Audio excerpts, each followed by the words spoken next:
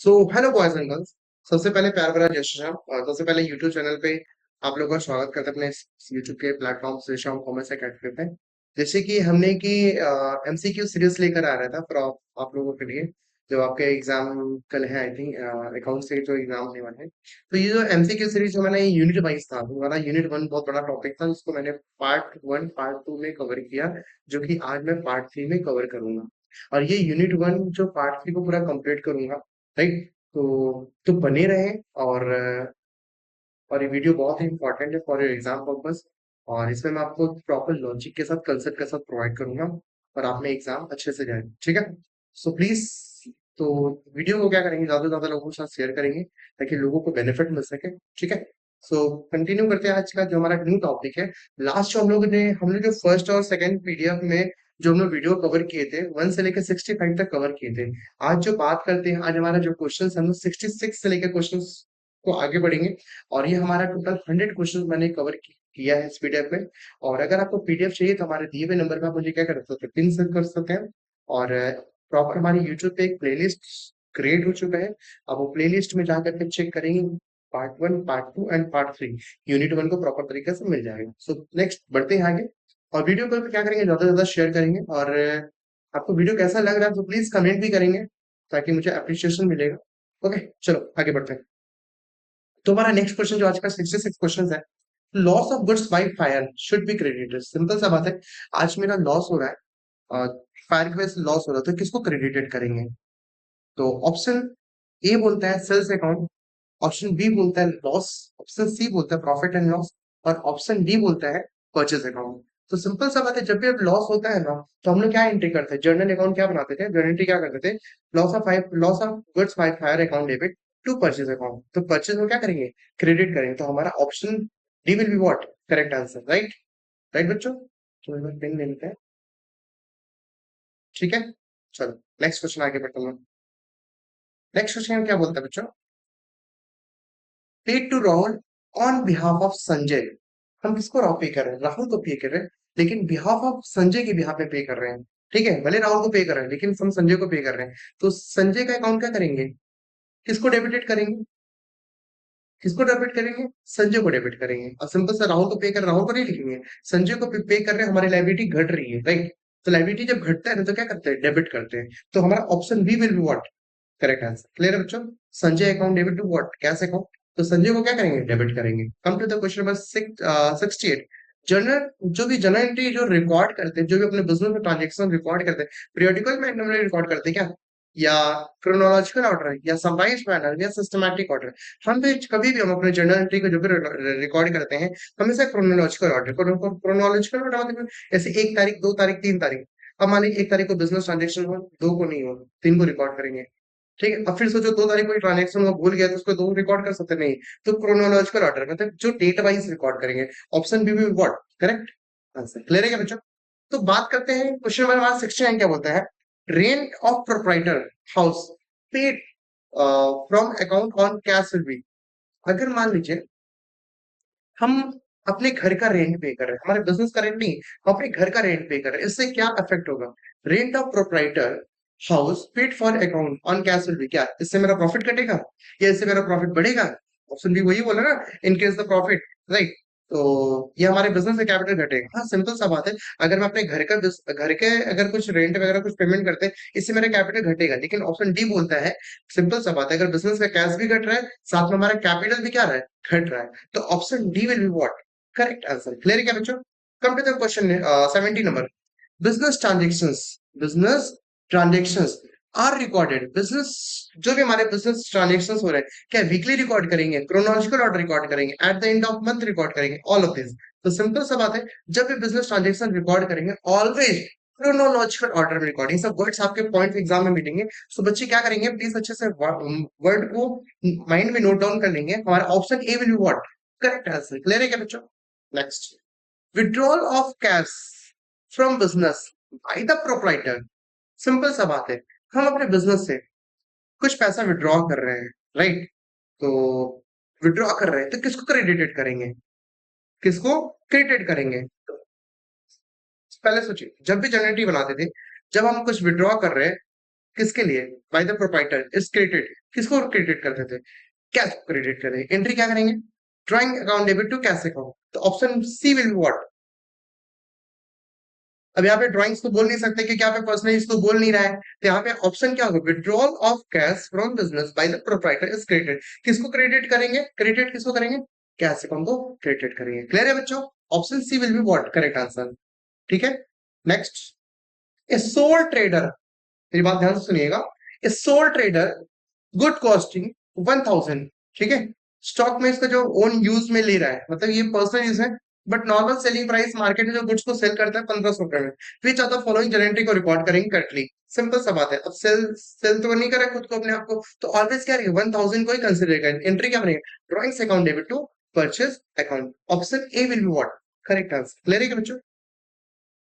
Next question number 73 क्या बोलता है? बैड डेब्ट। क्या बोल रहे हैं बच्चों? बैड डेब्ट। पहले हमने जो जो जैसे मान लिया बैड डेब्ट क्या होता है, सिंपल सा बात है। किसी से मेरे को कुछ पैसा पाना था, उसको मैंने उधार में कुछ सेल किया था और उससे बार बार पेमेंट मांग रहे, बट वो पेमेंट मेरे को नहीं कर रहा है। तो रेगुलर मांगते मांगते मैं खुद थक गया था। मैंने उससे क्या उसको बैड डेब्ट करार कर दिया कि भाई भैया तुमसे पैसा नहीं, मैंने छोड़ दो। स्टार्टिंग में तो बैड डेब्ट मतलब पैसा डूब गया, मैंने वो मान लिया था। लेकिन कुछ दिन बाद वो पैसा मेरे को जब पैसा रिटर्न कर रहा है, तो किसको क्रेडिट करेंगे? सिंपल सा बात है। जब जर्नल एंट्री बनाते हैं, cash account debit to what? Bad डेब्ट रिकवरी। तो हम किसको क्रेडिटेड करेंगे? क्रेडिटेड बैड डेब्ट रिकवरी को, राइट? क्लियर है क्या बच्चों? क्वेश्चन नेक्स्ट क्या बोलता है? अखिल से 10,000 रुपये पाना था, बट अभी वो क्या हुआ? इंसॉल्वेंट। इंसॉल्वेंट मतलब है जिससे पेमेंट पाना था वो नहीं दे रहा है, तो वो इंसॉल्वेंट पर्सन कहलाएगा। क्या कहलाएगा बच्चों? Insolvent person. बट उससे 1 रुपए में 75% मिल रहा है, तो मतलब 10,000 का वो 75% दे रहा है। दैट मीन वो कितना दे रहा है? 10,000 टू 75 पैसा अगर निकालेंगे तो हमारा आंसर क्या आएगा? 75,000 आएगा। क्लियर है बच्चों? क्या option A will be what correct answer. Clear है क्या? नेक्स्ट क्वेश्चन नंबर 75 क्या बोलता है? Under cash basis account. देखिए हमने बोला था बेसिस ऑफ अकाउंटिंग, आपके अकाउंट बुक्स पे एक चैप्टर होगा। बेसिस ऑफ अकाउंटिंग दो तरीके से होता है, एक कैश बेसिस होता है और एक एक्रूअल बेसिस होता है। तो भैया यहाँ पे बोला under cash basis. Under cash basis में क्या रिकॉर्ड, कौन से एक्सपेंसेस रिकॉर्ड करें? जब पेमेंट हो जाएगा तभी रिकॉर्ड करेंगे। तो option A will be what correct answer. ठीक है, ऑन पेमेंट। अगर ऑन भी नहीं इंकर्ड करेंगे तो वो हमारा दूसरा हो जाएगा, लेकिन हमारा अंडर कैश बेसिस में ऑलवेज क्या रिकॉर्ड करते हैं? ऑन पेमेंट पे ही रिकॉर्ड करते हैं। क्लियर है क्या? ठीक है, come to the next question. Under the accrual basis. Accrual मतलब क्या होता है? जहां पे पेमेंट हो चुका है या पेमेंट का कैश पेमेंट कर चुके हैं, दोनों को रिकॉर्ड करेंगे। ऑन पेमेंट ये भी रिकॉर्ड कर सकते हैं और पेमेंट हो चुका है इसको भी, ऑन बीइंग इनकर्ड हो भी। तो option C will be what correct answer. Clear है बच्चों? क्या आइदर ए और बी? 76 आंसर क्या है बच्चों? आइदर ए और बी। क्लियर है क्या? Come to the question number 77। Next, under accrual basis of accounting. Accrual मतलब क्या होता है? वो कौन से ट्रांजेक्शन को रिकॉर्ड करेंगे? एक्रूअल बेसिस में कौन से ट्रांजेक्शन को रिकॉर्ड करेंगे? Always both cash and credit transaction को क्या करेंगे? रिकॉर्ड करेंगे। एक्रूअल मतलब समझ में आ रहा है? किसी को सामान कैश में सेल किया उसको भी रिकॉर्ड करेंगे, और किसी को क्रेडिट में किसी को सेल के वो पेमेंट नहीं मिला, राइट, उसको भी रिकॉर्ड करेंगे। तो पता है कौन सा बेसिस बोलते हैं? इसको बोलते हैं एक्रूअल बेसिस बोलते हैं। क्या बोलते हैं? Accrual basis. ठीक है, अगर ओनली कैश ट्रांजेक्शन को रिकॉर्ड करें तो क्या बोलेंगे? Cash basis. बट यहाँ पे क्वेश्चन क्या बोला? Under accrual basis. Under accrual basis of accounting always क्या करेंगे? Option A will be what correct answer. Both cash and credit transaction are recorded. Clear है क्या? Come to the next question. अब हमारा जो क्वेश्चन है बच्चों ना, ये टोटल जीएसटी पे ऊपर है। किस पे है बच्चों? जीएसटी पे। सिंपल सा बात है, जीएसटी हमारे इंडिया में कब आया था? 1 जनवरी 2017 को? नहीं सर। 1 अप्रैल 2017 को? नहीं सर। 1 मार्च 2017 को? नहीं सर। तो option D will be what? Option D will be what correct answer. GST हमारे इंडिया में कब आया था? मोदी जी देश के प्रधानमंत्री 2014 में बने, उसके 3 साल बाद 1 जुलाई 2017 में इंडिया में जीएसटी एप्लीकेबल हुआ था। क्लियर है क्या? तो बात करते हैं question number 79। In India the GST is based on dual model GST adopted in India. मतलब कि हमने कौन से कंट्री का मॉडल को अडॉप्ट किया है? तो option B will what correct answer. हमने कनाडा का जो बेस मॉडल है वहां से मैंने चीजों को क्या करें? अडॉप्ट किया है। क्लियर है क्या? जीएसटी जो consumption of goods and service tax based on किस पे? डेवलपमेंट पे, डिविडेंड पे, डेस्टिनी नहीं। GST always consumption of goods and service based on what? Destination based on tax. क्या है? Destination. Option D will be correct answer. Clear है क्या बच्चों? Next, next question क्या बोल रहा है? 81 नंबर क्वेश्चन बोल क्या हो रहा है? 81 क्वेश्चन नंबर बोल रहा है the maximum rate of CGST. हमारे इंडिया में सीजीएसटी रेट का मैक्सिमम कितना होता है? 28%? नहीं, अभी हमारे देश में 28% जीएसटी लग रहा है, टोटल जीएसटी। लेकिन बस 50% का पार्ट करेंगे सीजीएसटी और 50% एसजीएसटी। तो क्वेश्चन यहाँ पे पूछ रहा है the maximum rate of CGST is what? 14%। तो यहीं पे अगर कोई क्वेश्चन पूछ सकता है maximum rate of SGST what answer, तो 14% इसका भी आंसर सेम रहेगा। ठीक है, चलिए come to the next question. GST rate applicable on goods and services. GST rate applicable, हमारे देश में जीएसटी का जो रेट है, कौन कौन से रेट चल रहे हैं मार्केट में, कौन कौन से गवर्नमेंट ने रेट लगाया? बोलिए तो। 0%, 5%, 12%, 18% और 28%। Option C will be what? Correct answer यहाँ पे दिख रहा है 0% दिख रहा है, 0%, 5%, 12%, 18%, 28%। क्लियर है क्या बच्चों? चलिए next. Taxes that are levied on any intra-state purchase, right? अगर मान ली इंट्रा स्टेट मतलब विद इन द स्टेट में अगर हम गुड्स को परचेज कर रहे हैं, सेल कर रहे हैं, तो वहां पे कौन कौन से जीएसटी लगेंगे? पहला सीजीएसटी लगेगा और एसजीएसटी। सोच लीजिए कभी आप अपने घर पे कोई बिल, अगर आपने लैपटॉप वगैरह परचेस किया होगा, कोई फोन परचेस किया होगा, अगर आप कोलकाता में रहते हैं तो कोलकाता के लोगों के या ई मॉल वगैरह कहीं से आप अगर परचेस किए होंगे, तो वहां पे देखेंगे सीजीएसटी 9% होंगे और एसजीएसटी 9%। तो यहाँ पे वही बोल रहा है taxes that are levied on any intra state. Intra state purchase मतलब क्या? Within the states. Kolkata में रह के कोलकाता के दुकान से या शोरूम से कुछ परचेस कर रहे हैं, ऑलवेज क्या लगेगा? सीजीएसटी लगेगा और एसजीएसटी लगेगा। क्लियर है? तो हमारा ऑप्शन ए बोलता है आईजीएसटी, ऑप्शन बी बोलता है सीजीएसटी एंड एसजीएसटी। तो option B will be what? Correct answer. Clear है बच्चों? नेक्स्ट क्वेश्चन नंबर 84 क्या बोलता है? What does I in IGST? हमने क्या बोला? जीएसटी के टोटल 4 कंपोनेंट है। कितने 4 कंपोनेंट है? 4 कंपोनेंट है। पहला सीजीएसटी, दूसरा एसजीएसटी, तीसरा आईजीएसटी, राइट, और चौथा यूटीजीएसटी। तो यहाँ पे आई का मतलब पूछना जा रहा है। आई का यहाँ पे फुल फॉर्म क्या बोल रहा है? आई इंटरनल। बी क्या बोलता है? इंटीग्रेटेड। तो हमारा option B will what? Correct answer. तो IGST is stand, I stand for what? Integrated. Clear है क्या? तो धीरे धीरे बच्चों हम जीएसटी के टॉपिक को भी आगे कवर कर रहे हैं। तो और भी क्वेश्चन को देखते हैं क्या बोलना चाह रहा है, राइट। तो question number 85। 85 very very important, ध्यान से सुनिए। Qualitative characteristics of accounting. जब आप मैं आपको पढ़ा रहा था ऑफलाइन में, तो मैं पढ़ा रहा था what are the qualitative characteristics of accounting information. तो उसके टोटल 4 थे। रिलायबिलिटी थे, रेलेवेंस थे, अंडरस्टैंडेबिलिटी थे, कंपेरेबिलिटी थे। यहाँ पे ऑप्शन ए भी बोल रहा है और बी बोल रहा है, तो हमारा option C will what? Correct answer. मतलब कि बोथ ए एंड बी, मतलब क्वालिटेटिव कैरेक्टरिस्टिक्स। मेरी बात को ध्यान से सुनिए। पहला रिलायबिलिटी, तो ट्रस्ट कर सकते हैं। अकाउंटिंग इन्फॉर्मेशन ऐसा होना चाहिए जिसमें हम लोग रेलेवेंस चीजों होना चाहिए, और ऐसा होना चाहिए समझ में भी आए और चीजों को कंपेयर भी कर सके। जैसे मान लीजिए 2020 में हम लोग अकाउंट्स मेंटेन करें, 2021 में भी अकाउंट्स मेंटेन करें। यहाँ पे हमने 10 करोड़ रुपीज का प्रॉफिट अर्न किया, यहाँ पे 12 करोड़ का प्रॉफिट अर्न किया। तो हमने एक्स्ट्रा कितना कमाया? 2 करोड़ का प्रॉफिट अर्न किया ना। व्हाट, मैं 2 करोड़ का जो प्रॉफिट एक्स्ट्रा अर्न करता है मैं कंपेयर कर रहा हूँ ना। तो यहाँ पे ये सब क्या है? अकाउंटिंग करने से हमें पता चलता है, राइट। क्या क्या है? रिलायबिलिटी एंड रेलेवेंस, तीसरा अंडरस्टैंडेबिलिटी एंड चौथा कंपेरेबिलिटी। क्लियर है क्या? तो option C will be correct answer, both A and B. Clear है क्या? विच क्वेश्चन में 86 में हम लोग आगे बढ़ते हैं, धीरे धीरे आगे बढ़ रहे हैं बच्चों। प्लीज अगर आपको कहीं डाउट होता है तो आप मेरे से पर्सनली व्हाट्सएप पर टेक्स्ट करके अपने डाउट्स को क्लियर कर सकते हैं। हम always for you, right.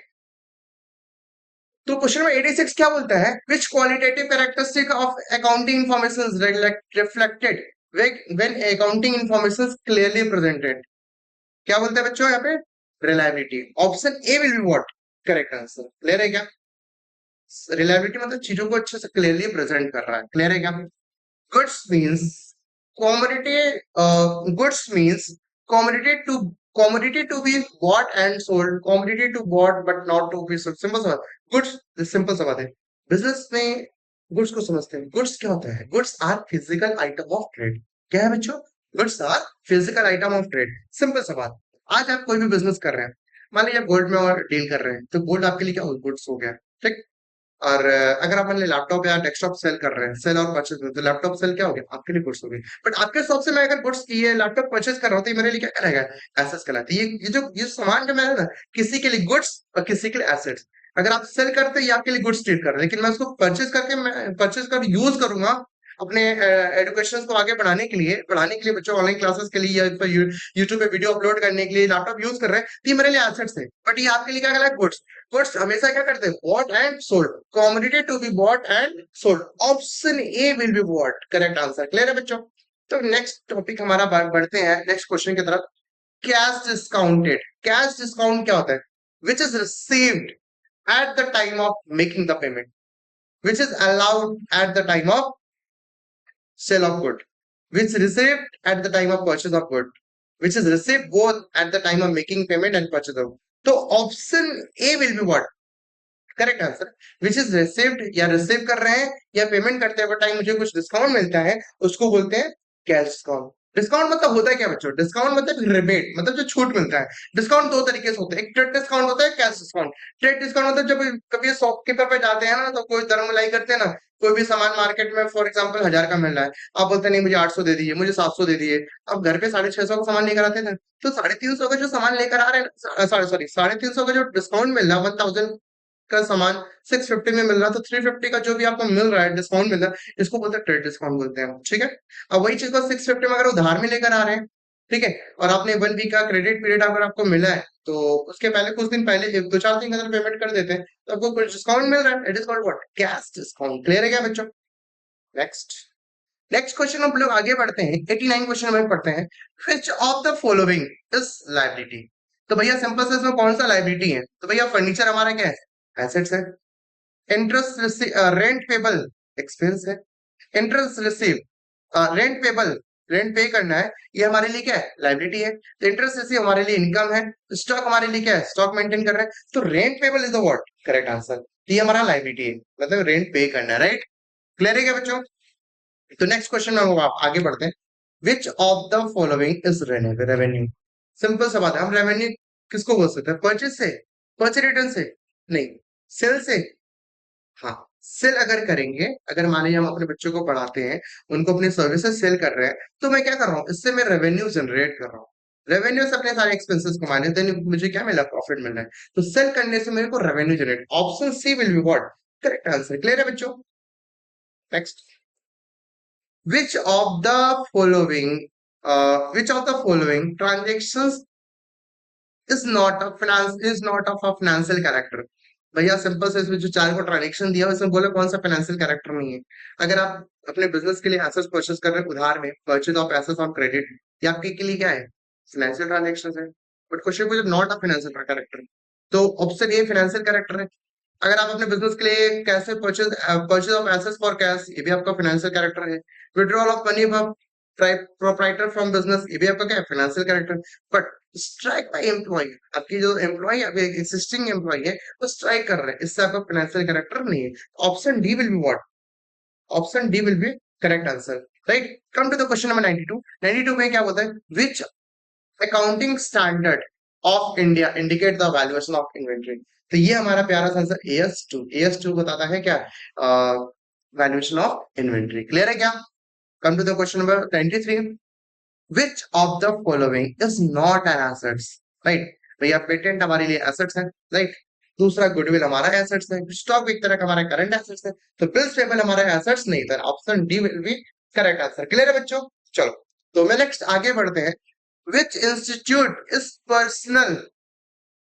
Which institute is responsible to implement accounting standard? कौन accounting standard को implement कराता है?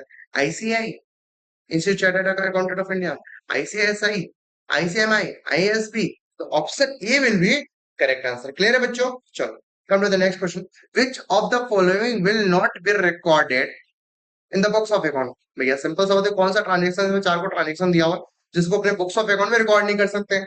तो भैया ऑप्शन ए बोलते हैं सेल्स ऑफ गुड। कौन सामान बेच रहा है, इसको तो रिकॉर्ड करना पड़ेगा बुक्स ऑफ अकाउंट में। बट क्वेश्चन क्या बोले? विच ऑफ द फॉलोइंग, ध्यान से पढ़ना यार student, which of the following will not be record in the books of account? जिससे कौन सा ट्रांजेक्शन रिकॉर्ड नहीं करें? In four option. Sales of goods record कर सकते हैं, पेमेंट ऑफ सैलरी, अपने स्टाफ को पेमेंट कर रहे हैं, वो तो रिकॉर्ड कर सकते हैं। क्वालिटी टू स्टाफ, अब ऑप्शन डी को बोलते हैं, पढ़ते पहले। स्टेशनरी का परचेस कर पेमेंट जा रहा है तो उसको भी रिकॉर्ड। लेकिन मेरा जो स्टाफ है ना, सुबह 10 बजे का टाइमिंग, 10 से 6, लेकिन बेचारा वो सुबह 9 बजे आता है और जाता है शाम को 6 बजे आना चाहिए, लेकिन वो जाता है रात को 8 बजे आता है। तो भैया वो काम के मतलब अपने जो ऑर्गेनाइजेशन का काम बहुत अच्छा करता है, उसमें क्वालिटी बहुत अच्छा है, क्या उसके क्वालिटी को रिकॉर्ड कर सकते हैं क्या? नहीं रिकॉर्ड कर सकते। Option C will be what correct answer. Clear है क्या? चलो नेक्स्ट क्वेश्चन क्या बोल रहा है, if Calcutta furniture mart purchase दो अलमीरा, it will be traded in accounting. अगर वो फर्नीचर में डील करता है और दो अलमीरा फर्नीचर में खरीद रहा है, तो उसके लिए क्या एसेट्स होगा, एक्सपेंस होगा, इनकम होगा? नहीं, उसके लिए क्या होगा बच्चों? परचेज होगा। क्या होगा? परचेज होगा। क्लियर है क्या? The accounting standard are mandatory for, accounting standard किसके लिए? सोल प्रोप्राइटरशिप के लिए। सोल प्रोप्राइटरशिप के लिए अकाउंटिंग स्टैंडर्ड किसको मेंटेन करना पड़ता है?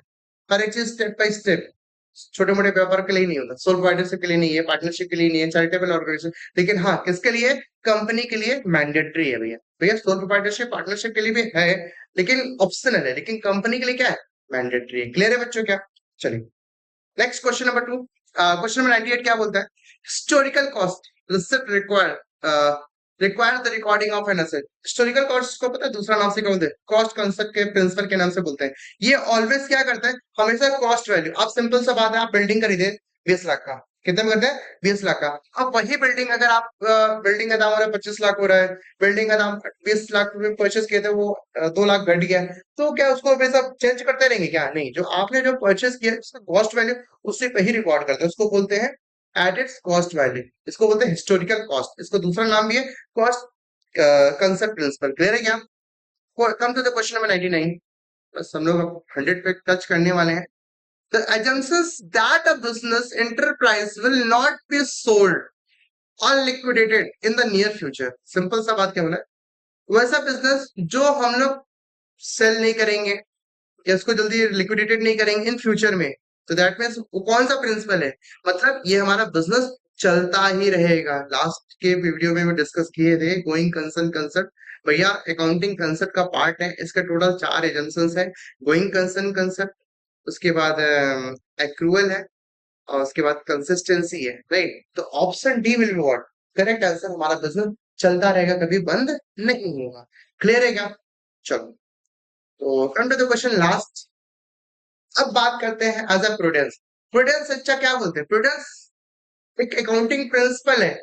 क्या होता है कि भैया आपके साथ कुछ अच्छा हो रहा है ना, उसको मत रिकॉर्ड करो यार, लेकिन बुरा हो रहा है ना, उसको रिकॉर्ड करो। For example provision for doubtful debt, मतलब कि मैं क्या होता है, आपके पास अकाउंट से पैसा में मान लीजिए आप किसी को उधार में दिए थे, अब बार बार तगादा करो लेकिन पेमेंट नहीं कर रहा, लेकिन बोल रहा है दे देगा, लेकिन लग रहा है कि नहीं देगा, तो उसके लिए हम क्या कर सकते हैं? प्रोविजन फॉर डाउटफुल डेट बना सकते हैं, राइट? तो ये प्रूडेंस बोलते हैं कि भैया जो आपका लॉस है उसको रिकॉर्ड कर लो। लेकिन इसमें से 4 ऑप्शन में कौन सा हमारा correct answer? Loyalty of the management team is not allowed, accounting policy are not change frequently. Last C option क्या बोलते हैं? Anticipated income are not analyse. आपको लग रहा है फ्यूचर में आपको 10-5 करोड़ का प्रॉफिट हो रहा है, कि उसको रिकॉर्ड कर ले अभी इससे? क्या नहीं। तो ये प्रूडेंस बोलता है, as per prudence accounting principle बोलता है anticipated income are not earning. So please बच्चों, ये हमारा यूनिट 1 हमारे यहाँ पे कंप्लीट हुआ। आप इस प्लेलिस्ट आपको मैं अपलोड मिलेगा आपके यूट्यूब चैनल पे। कहीं भी कुछ अगर डाउट्स होता है कभी भी, आप मुझे बेझिझक आप मेरे व्हाट्सएप पे टेक्स्ट कर सकते हैं। हमारा नंबर आप चेक कर लिख सकते हैं 700700337908 इस नंबर पे अपने विद योर नेम आप टेक्स्ट करें, ताकि आपको प्रॉपर कहीं डाउट हो मैं आपको हेल्प कर सकूं। ठीक है, थैंक यू, बने रहे, जय श्री राम। और हाँ, और वीडियो का समझ में आता है तो प्लीज एक बार आप प्यारे से कमेंट दीजिए और अपने दोस्तों के साथ शेयर करिए। ठीक है, जय श्री राम।